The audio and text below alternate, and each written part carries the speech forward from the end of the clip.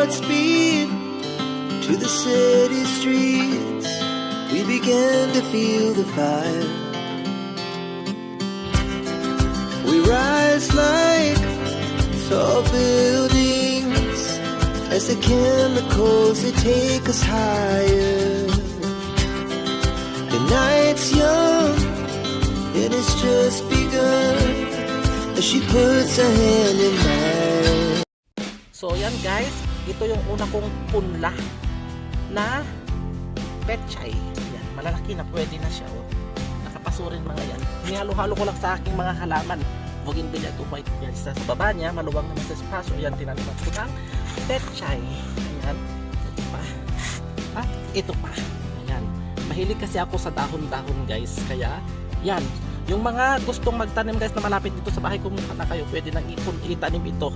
Replanting. Ayan. Halina, arat na. Yung mga chismosa dyan, magtanim na lang kayo guys sa mga chismis. Ano? Ayan. Then, marami pa ako dun guys. Yung mustasa yung show-show sa inyo.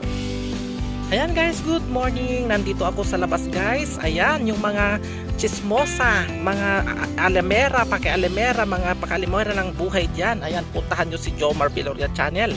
Ayan, marami siyang punlang mustasa at saka petchay. Petchay yan guys. So yan guys, tinanim ko. Try kong tinanim yung cuttings ng tinatawag na saluyot or yung jute malo sa English. Ayan. And puntahan natin yung una kong punla, marami. Malalaki pa. So ito naman guys, yung ating mustard or mustasa. Ayan. Kung gusto nyo magtanim, mga chismosa dan, halina kayo, malapit na. Ayan, ito pa, mustasa din. Petchay din to. Marami akong pulang petchay, kaya pumunta ka na rin dito. Ayan, yung nagtatanong din sa arugula. Ayan, ito. Malapit nang ma-harvest yung puto ng arugula ko. Ayan.